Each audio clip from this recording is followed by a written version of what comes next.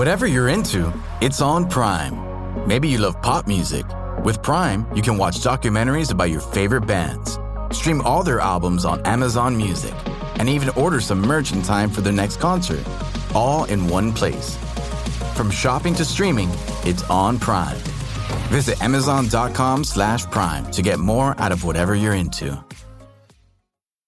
It's time. This is gonna be fun, man. Let's go! Paramount Plus is a mountain of family entertainment. So make room on the couch and stream your favorites together. From shows like Survivor and SpongeBob SquarePants. I'm ready! To movies like Transformers Rise of the Beasts and Good Burger 2. Buckle up! Plus live sports like UEFA Champions League and the NFL. Touchdown! It's all here to stream with the whole family. Paramount Plus, now streaming. This episode is brought to you by Perfect Bar. You know when you're racing out of the house and your stomach cries for help? Stop that right now. Grab a Perfect Bar. They're packed with whole food protein and 20-plus superfoods. Find them fresh in the fridge aisle. Perfect Bar, packed with perfect. Try one for free. Go to perfectsnacks.com/Spotify, sign up for emails or texts, and upload a pic of the receipt. Again, that's perfectsnacks.com/Spotify.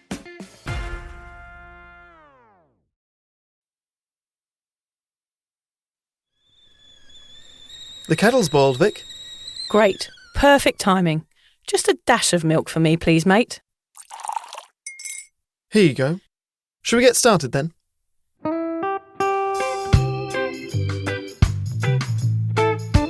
Have you ever woken up on a Sunday morning and said, I'm never drinking again, and then found yourself waving $50 at a barman by happy hour?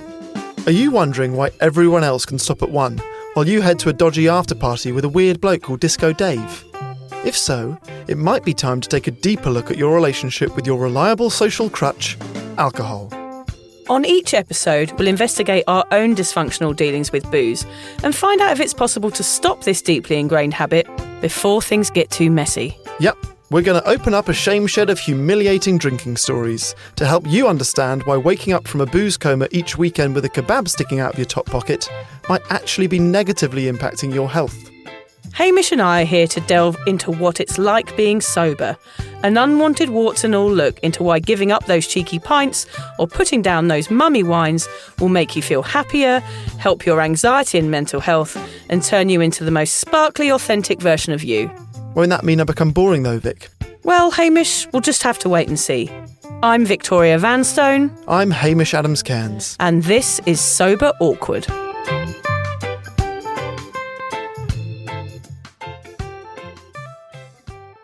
You got no issues telling everyone that you're sober? No, loud and proud, Hamish. Although I did tell a man at the market on Sunday morning that I was sober. He was telling me how hungover he was, and I said, I don't miss those days. Mm-hmm. And he kind of sneered at me. His face kind of screwed up, like a really sort of ugly, sort of sneery face. And he looked actually disgusted by me. What did he say? Well, he just sort of made a paff sound, is what I've written here. He sort of went... And I was like, what do you mean by pff? He said, well, I just can't believe you don't drink. And he sort of walked away.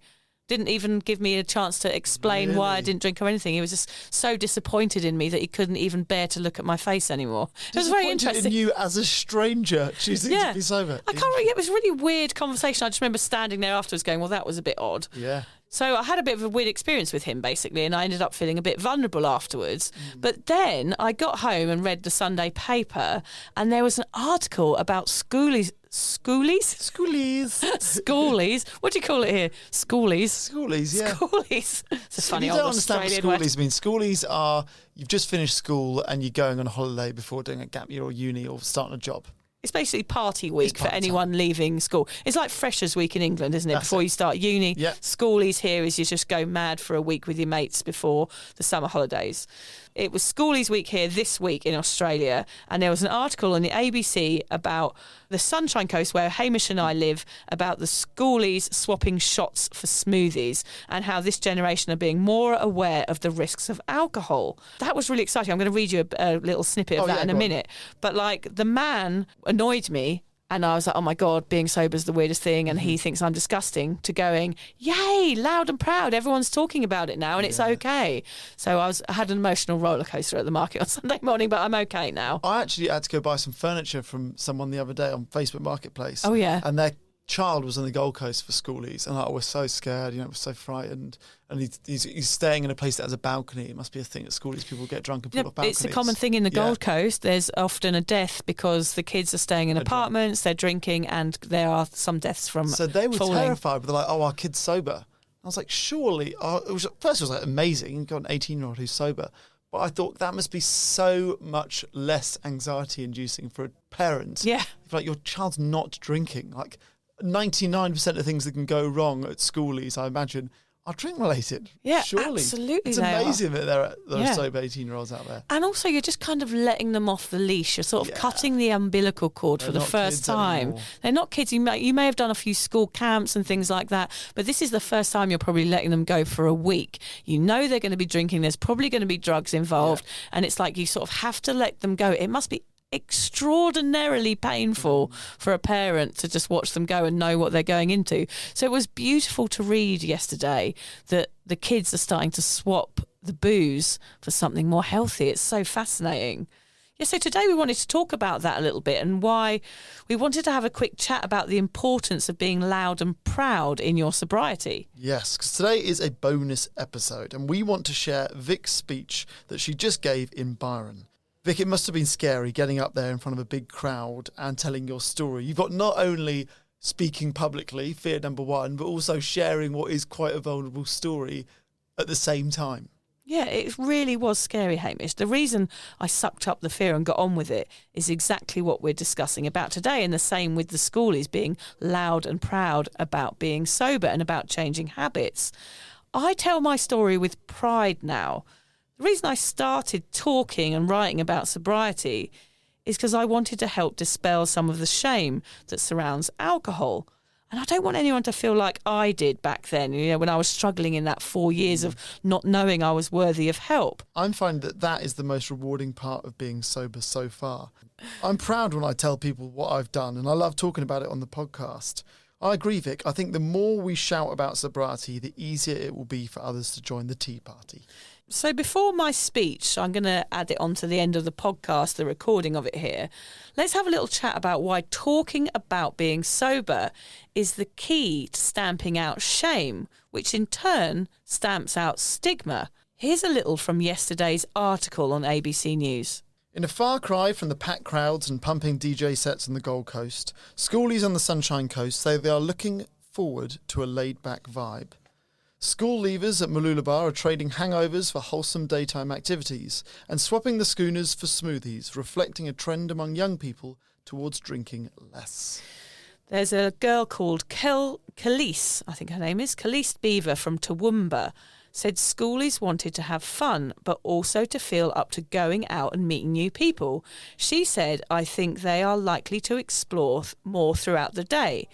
They care more about doing other things and don't want to waste a day being hungover. She said, I think everyone just takes it at a slower pace nowadays. The article goes on to say there have been no problems, no incidents with police, no falls, and everything has been weirdly calm at schoolies this week. So different from us, isn't it? Yeah. They are so much more aware. It's like a maturity, a social maturity, isn't it, Hamish? People are starting to understand the impact of alcohol. People are starting to talk about it. So therefore, it's having a generational effect, which is absolutely brilliant. It's everything we could ever want, Hamish, this. So there is definitely a shift happening, and it is so exciting. Sobriety is in the news and young people's attitudes are changing. Our culture is beginning to realise the impact of alcohol, which means people are seeing through the smoke and mirrors. The fog is lifting and the sun is peeking out from behind those hungover clouds. I wonder if this has to do with podcasts like this, Hamish, and Quitlit, and us just being open and talking about our experiences. I want to say yes, but I don't think we can take all the credit for schoolies not drinking. I'm going to take the credit. How many 18-year-old listeners do you reckon listen to this one? You know what, guys? Let's not drink at schoolies. I think many, Hamish. I think we should deserve to take a tiny bit of credit about that. Because the article was about the Sunshine Coast where we live. I work at the ABC. I should write to them and say, You did. guys, that's all us. Yeah, that's us. Add it to the article. Can Can I have a medal and an award at the council, please? Can I just have free smoothies for life on the Sunshine Coast? Yes, yeah, definitely. We're keeping the businesses open. Yeah. The reason we want to cover this quickly today is so you can grasp the importance of not shutting up about your experiences with booze.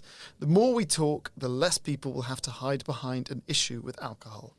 Yeah, let's discuss why not being anonymous about alcohol will only help shape the next generation. It will also dispel the stigma surrounding the overdrinker. So why do you talk about sobriety so much, Vic? There is only one reason, Hamish, and Go I on. don't want to sound like a twit, but it's really to help others. That is it. That is my only purpose. It's nothing to do with wanting to be a writer or to be a famous podcaster or anything like that. It is purely for unselfish purposes, because I don't want anybody to feel like I did in that 4 years after I had my first child and struggled but didn't feel worthy enough to talk about it, because that is a painful place to be. And I also feel like I can deliver a message with humour, which means it hits different ears. It could hit the ears of someone who wouldn't listen to a podcast normally and reads, oh, well, this is a comedy wellness podcast, I'll tune in to see what it's like. And I can help people understand that you don't have to have a serious issue to be deserving of help. So I think that's what it's always been about for me from the start, is making sure that no one ever has to go through what I went through, with that anxiety and that shame and that feeling like I couldn't get help for a problem. And it took me so long to understand all of that. So I hope that me talking about sobriety wherever I can, whether it's on my podcast, someone else's podcast, in my book, in an article that I've written, on a Facebook post or an Instagram post. The reason I do it is because I believe talking about it helps other people talk about it. Yes, that's very noble. I hope any success that you get is because of that. I think because it comes from a good place, I think you deserve whatever goodness comes to you. Thank you, Hamish. But also, in turn, that can open you up, what I do, to people being horrible to me as well. Yeah. So there is a side effect of being open in this form, in this realm, like doing podcasting, putting yourself out there publicly, even in a newspaper article. I get the odd email from horrible people. Like one said, "You effing alcoholic C" to me once. That's all. Whoa. Yeah, just a one-liner in a Nice. comment, in a Do you personal reply? message. No, I don't think I even replied. would have I had think I some said, really I love you too. passive-aggressive. Yeah. Love you, bye. Yeah. Thanks, Dad. Yeah, so that in some ways it can open you up to a little bit of abuse here and there. But actually, the amount of messages that I get are positive. And you know, Hamish, we get them every day from people all over the world saying, thank you. This podcast has helped me be sober and I appreciate you guys more than anything else in the world. And that weighs it all up for me. Like 1 bad, 10 good. Okay, I'm good can with live that. with that, And you have to have a bit of a thick skin in this game, though. Yeah. If you're easily wounded, then don't become a podcaster. That's my advice. What about you? What reasons do you talk about your sobriety, Hamish, now? So initially I talked about it as much as possible just to be held accountable. I'm in the very fortunate position where I didn't have a problem with drinking. So I am sober because I want to be sober, not because I have to be sober. And I think that telling everyone means I'm less likely to give in. Yep. The more people that know, the easier I find it to sort of be true to my word. But also that in itself, what you're talking about there, is a massive message, isn't it? And that's what you're here for, is that message to say, look, I didn't have a problem with drinking, yet I have stopped drinking, which makes you very, very relatable and gives you a voice here. Yeah, I don't think that many people are doing this. No, So not. it's I don't know worth shouting anyone about. that's given up drinking without reaching the point where they had some sort of issue or some sort of impact from it. So that's why your voice is so important. And I think through talking about it, you normalise it. The interesting thing about talking about it a lot is actually a lot of your friends I've experienced also want to talk about it. There's a lot of people questioning their alcohol intake that aren't talking about it. So if you start the conversation, loads of people who I thought, my biggest, booziest friends have actually revealed to me, we need to go sober. I need to go sober next month, or I'm being more conscious about my drinking. We've just come across your podcast. Can you recommend a book? I'm trying to do, I need to travel because I need to get away from where I live because that is too triggering. So loads of people are actually probably thinking about this more than you think. And starting the conversation, opening the conversation invites them to share their experiences. Brilliant. And I think that sense of community is something that I was completely unaware of before I was sober. I had no idea that there was a huge sharing, warm, inviting community of sober people who support each other in their sobriety. That was completely new to me. And sharing it and talking about it makes it less frightening for people who want to go sober but think they'll be loners. That is the point of talking about it. And when you talk about it, like, it's such an interesting point you make there, because everybody's story is different. So it never gets boring. This whole sober society that we're chatting about today, everyone's story is similar in the fact that they drank and have given up. And that's where the similarities end, I think, because everybody has a very intricate and personal history, generational, environmental, whatever that is. Everyone has their own story. And that's why the stories are relevant, because other people will have been through the same thing as you, which means they want to keep hearing something until they resonate with it. So my story might, a woman who is at home with young kids and is over drinking might resonate with me. A young male who's going out with his mates for lad weekends, who's over drinking in every situation like that, might resonate with you. So we're just two people with two stories. And what we're saying is, the more people that talk about their stories and are open like Hamish and I are being, it means more people beneath them will then resonate. So you've got to find your person to resonate with. We had a brilliant blog on Cuppa this week. It was a Cuppa member called Ned, who is 40 and he's an Aussie guy and he's given up drinking. And he's your classic Aussie bloke, And his story will resonate with many. And that's what I mean. You've got to find the right story for you. And it's not until you find that right person will you consider giving up alcohol. Until you find similarities between your story and someone else's is when you will start to consider it. So it's really important for everybody to tell their stories, not those of you that just think you've got a voice about this one thing.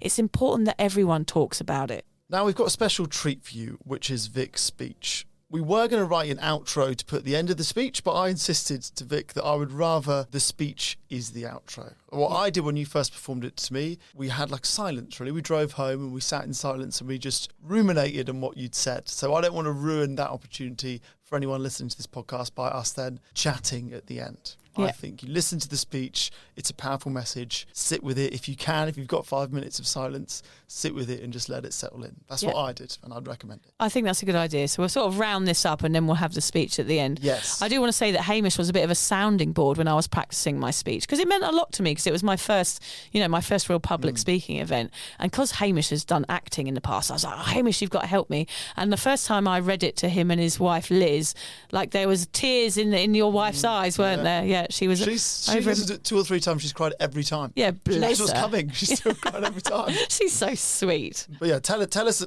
introduce your speech to us. Yeah, I never imagined, like 5 years ago, when I was still a drinker, that I could get up in a theatre full of people and speak. But I have been doing secret undercover training. Have. Yeah, stealth. I've been stealth. I have been going to Toastmasters for a year. And everything, like a weekly class, isn't it? Yeah, well, I'll tell you a little bit of a history of my public speaking, Hamish. I've never done it because it's not a mental thing. I feel like mentally I'm there and I feel like I could do it. It's a physical reaction for me. So if I stand up in front of a group of people, my legs go wobbly, I get a red rash all over my neck and my hands shake. It's just, as soon as I stand up in front of people, I'm fine behind a mic in this little studio. I'm fine with you. I'm fine in a small group of people. But as soon as it's people wanting something from me or that have expectations is when I just go to pieces. So I knew that if I ever was to speak in public, I needed to do a lot of work beforehand. Yeah. So I have been in secret boot camp. Well, interestingly, before you tell us about the boot camp, I think the rash is unusual. But the jelly legs and the handshaking, I reckon everyone, even if you're a confident public speaker, feels that when they get up. Yeah, so I think it's just how you process it. Either you tell yourself, this is stage fright, I can't do it, or you tell yourself, this is my body getting prepared for it. Like, people are watching me, this is unusual, I'm ready, let's go for it. Maybe it's the kilo of prawns I eat every time before I do a speech. It's a weird pre-game meal that you have every time. But no, I'm interrupting. Don't you have a kilo of prawns before? Not every time. But yeah, tell us about your training. Tell us about Toastmasters. Yeah, so Toastmasters I've been going to for the last year, and it is the most supportive little community there because everyone's in the same boat. Everyone's there for a reason, and it's because they hate public speaking, but they know that they need to get better at it. And for some people it was, they talk at work in front of a group, they have to go to meetings and they feel really really nervous about that. There was all sorts of different people there that were all super supportive. It was a really interesting space to be in. And they teach you how to, own your space and talk clearly and add pauses and how to really tell your story. So that's what I've been learning to do over the last year. And of course, doing this podcast helps, and going on other people's podcasts and learning how to talk is really what it is, how to talk in a way that people will listen. And I knew that I had to get up and own my truth, which is what I've always wanted to do. And this was kind of a stepping stone for me, because I do feel like I can talk about this in a funny way, which means it could help people, which of course is always my purpose. I was very nervous when we got to the theatre, but I met this girl, Lissy Turner, who was also part of the crew there. She used to be a DJ for Triple J. And so she's done a lot of public speaking, and she could see that I was nervous. And she said, "Are you all right, Vic?" I said, "Oh God, I just feel a bit nervous. I feel like my hands are going to shake." She just said, "Remember, the people here are here to listen to you. They're here to listen to your message. So just tell them." And then I sort of realised that it was me that was giving the gift, and that I could pass it on. And that's what storytelling is all about. So it kind of swapped the nerves around for me. She said, just tell your story, because that's what they want to hear. And so as soon as she said that, I walked out on the stage and I was like, right, I'm just here to tell my story. That's it. I know it so well, and I'm going to deliver it to these people as a gift to them. And that took all my nerves away. It was the best thing anyone's ever said to me. Is if you ever have a speech, to have someone there that just suddenly gives you a little nugget of wisdom before you step on the stage, there was nothing better that could have happened. So thank you, Lissy, for that. So here you go. It's a special treat for everybody. Here's the recording of my speech about my drinking story. I hope you all enjoy it. Thanks for listening. Where am I? What on earth was I doing last night? I remember standing on a table doing an air guitar solo of Sweet Child of Mine. People were laughing, an angry bouncer and a haze of strange places and faces moving away. Then strands of hair dipping in the toilet water below me. The only sound I heard was my own moans reverberating inside the enamel auditorium. My insides hurt as I heaved. Nothing was coming out, just air and the rancid smell of the abracadabra takeaway. Then, just me, alone in the rain, swaying. My night flushed away along with some foamy bile and probably a little bit of my dignity. Now here I am, 8 hours later. Maybe if I lay still, I can stop this hangover from forging its way into my body. Maybe if I don't move, my hangover won't notice me. I'm scared to peer under my sheets. I look down and scan my body. My sequined dress is clumped up around my waist like a deflated rubber ring. I have scratches on my knees, a black toenail covered in blood, and disco dirt scuffed up my shins. Remnants of an unknown adventure mapped out in blotches over my pasty English skin. Where the bloody hell did I end up last night? Well, at least it's Sunday. Sunday means I can wallow in my squishy pit of discontentment until this stonking hangover pisses off. I try to go back to sleep. My heart beats fast. Irrational thoughts and half memories bang around inside my head. I'm hollow as I think about what's forgotten. Empty because of what I don't remember. I sit up and decide to piece together my night, but noises from the land beyond my bedroom invade my hangover. Cupboards bang, the sticky sound of the fridge door being opened, the annoying clang of a single coin being flung around in the dryer. Then something high-pitched, like a cat being strangled. What is that? It must be the TV. Can you turn that down? But the noise gets louder. A warm light from the hallway enters my bedroom, and the silhouette of my husband fills the space. The source of the racket is wriggling in his arms. You'll have to get up, Vicky. George needs feeding. What? The baby's hungry. Oh, yeah. Shit. The baby. Yep, a baby. My beautiful boy. And I'm too hungover to look after him. How the fuck did this happen? Well, I'm going to tell you. It's a mixture of ingredients. a perfect storm of fuck-uppery. I was born within stumbling distance of lots of cosy English pubs into a wonderful and eccentric family. My parents have poured cheap sparkling wine into plastic flutes and topped up the glasses of wobbly partygoers ever since I can remember. I saw that drinking was how people had fun, connected and relaxed. No negative repercussions as far as I could tell. I was in bed with my teddy bear by the time Auntie Pauline was sick in the punch bowl, or the police came to remove the man in the Union Jack thong from my parents' front lawn. I soaked up the cheerful pandemonium, and I knew very early on that being a drinker was my destiny. A sort of legless legacy. And of course, as a teen, I found being a few beers in made me more confident with boys. But my overindulgence led to vodka comas in farmers' fields and awkward hand jobs in park bandstands. It was all a bit messy and sticky. Each scenario left me gagging for more alcohol to numb out these interactions with Lynx deodorant-smothered teenage boys. But all of my rebellious undertakings felt, well, quite normal. I mean, I was growing up in the mid-90s.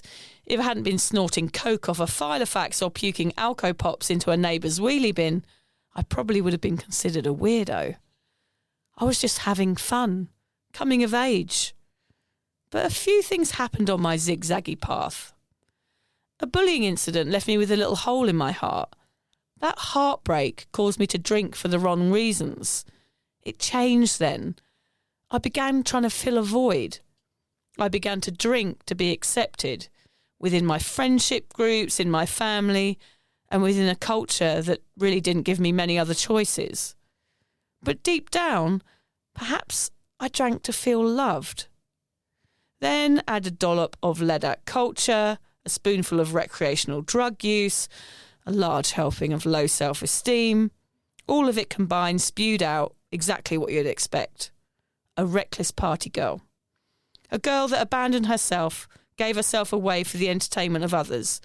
I spent the next 25 years being a booze hound with no off switch.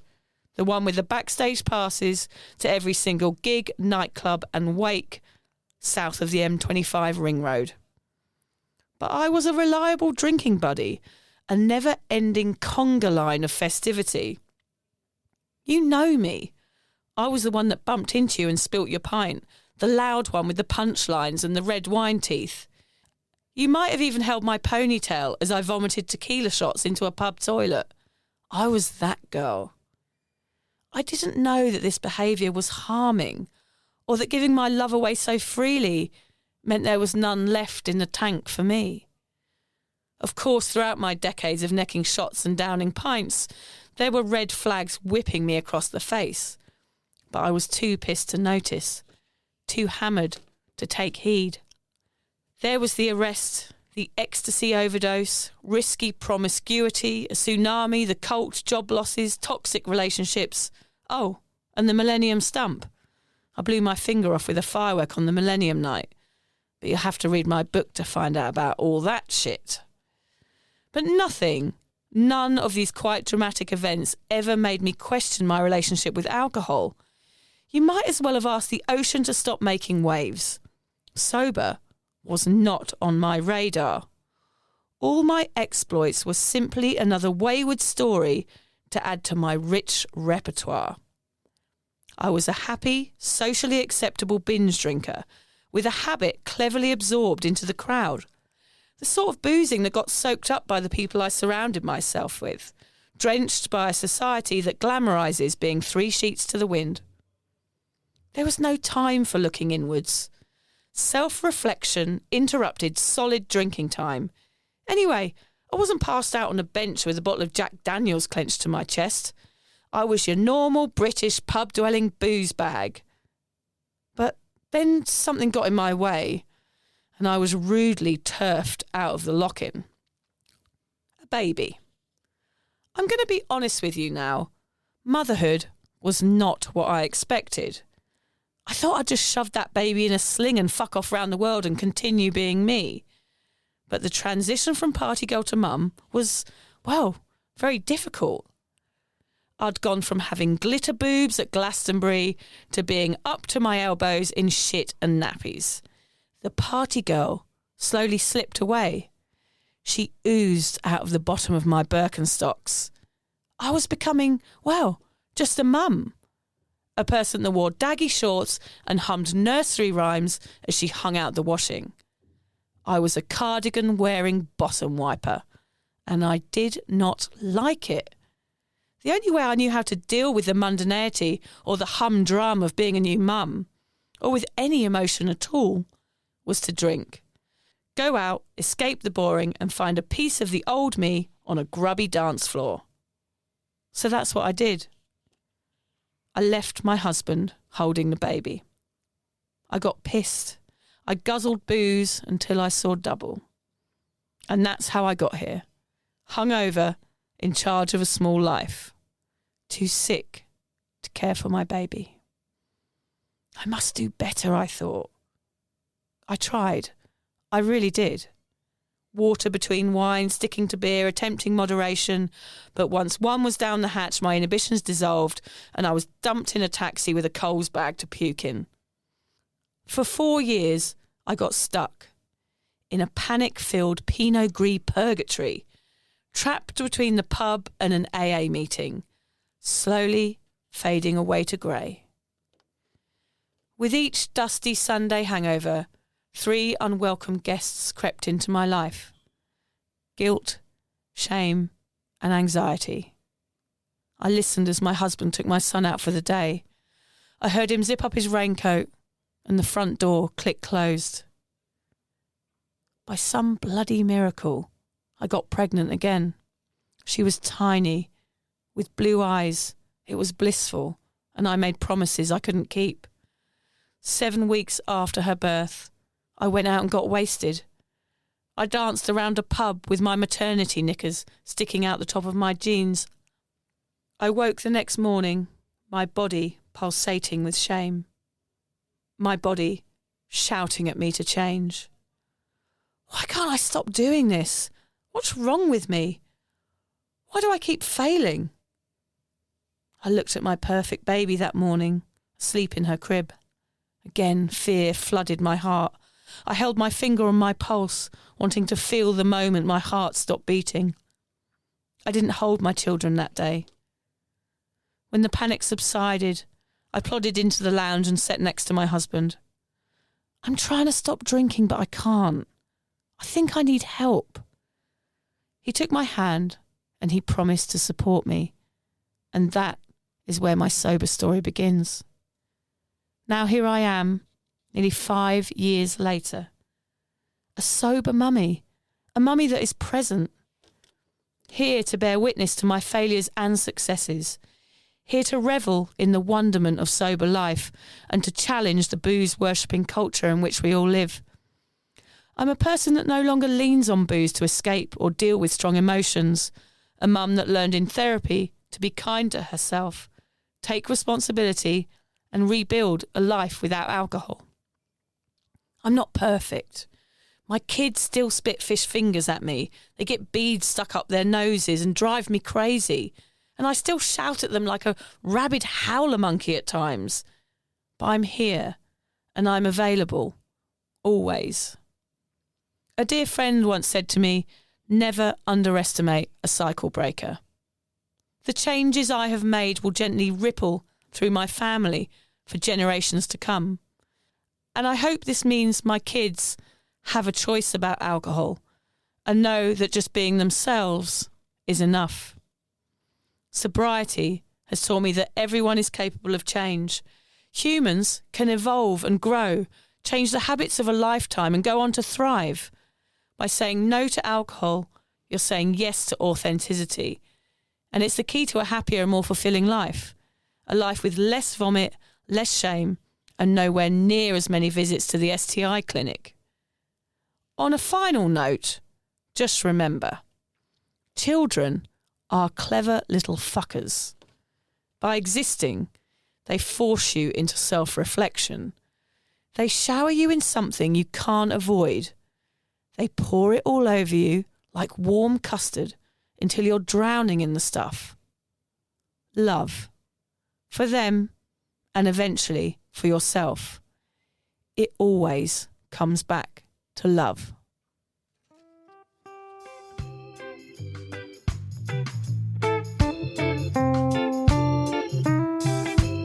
If you're questioning your relationship with booze, you're struggling to moderate, or your hangovers are causing anxiety, it might be time to reach out for some support. Yeah, just talk to a mate about how you're feeling, contact a local doctor, find an AA or sobriety group. Vic's got one. Yeah, just head to www.cuppa.community. Remember, if you're questioning yourself, it might be time to seek support. Even though this journey can be awkward, it is definitely worth it. And if you've enjoyed the Sober Awkward podcast, don't forget to review it, rate it, and share it with your mates. Do they have to share it with their mates? Yeah, of course they do. I'm not doing this for nothing, Hamish. Bloody hell. How do they share it? I don't know, just write it on.